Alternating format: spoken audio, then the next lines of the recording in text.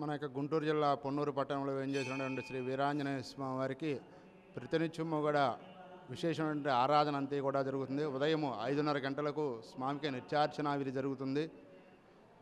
ఉదయం పూట నిత్యార్చన విధి తదనంతరము కూడా 7 గంటలకు స్వామికి పంచహారతి జరపబడుతుంది.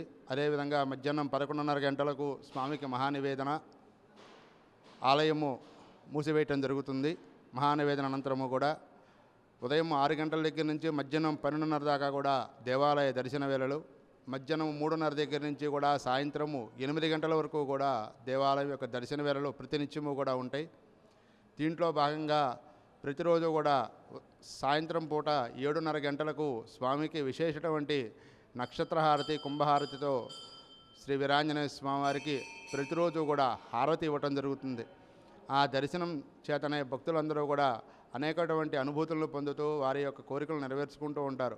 ప్రతిరోజు కూడా స్వామి యొక్క ఆ యొక్క సంధ్యా హారతి 7:30 గంటలకు చేసేటువంటి ఆ యొక్క హారతి సమయంలో స్వామికి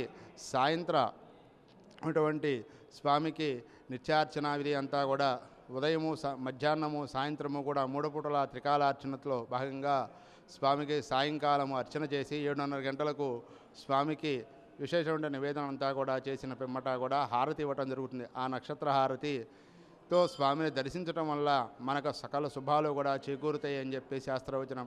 మనము దానికి 27 నక్షత్రంలో మనం ఎవరు పుట్టినా కూడా 27 నక్షత్రంలోనే పుడతాం.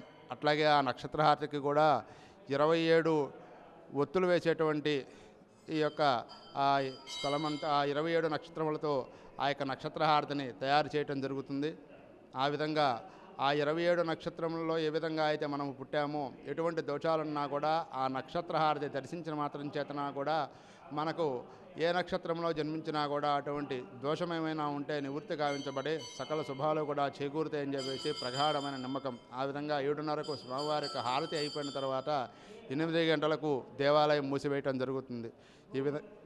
ఈ విధంగా ప్రతిరోజు కూడా స్వామికి అనేక నిత్య విధులన్నీ కూడా నిర్వహిస్తూ ఉండటం జరుగుతుంది. ప్రతిరోజు కూడా స్వామికి విశేషమైన ఆకుపూజలు చేయించుకుంటూ ఉంటారు భక్తులందరూ కూడా. ఆ ఆకుపూజ చేయించడం వల్ల వారికి ఉన్నటువంటి సకల గ్రహదోషాలు కూడా నివృత్తి కావించబడి సకల శుభాలు కూడా చేకూరుతాయని చెప్పేసి ప్రగాఢమైనటువంటి నమ్మకం. ఈ విధంగా భక్తి విశ్వాసాలతో స్వామిని గనక మనము దర్శించినట్లయితే పూజించినట్లయితే కూడా సకల శుభాలు కూడా చేకూరుతాయా అని చెప్పేసి శాస్త్రవచనం. శుభం భూయాత్. జై శ్రీరామ్, జై శ్రీరామ్.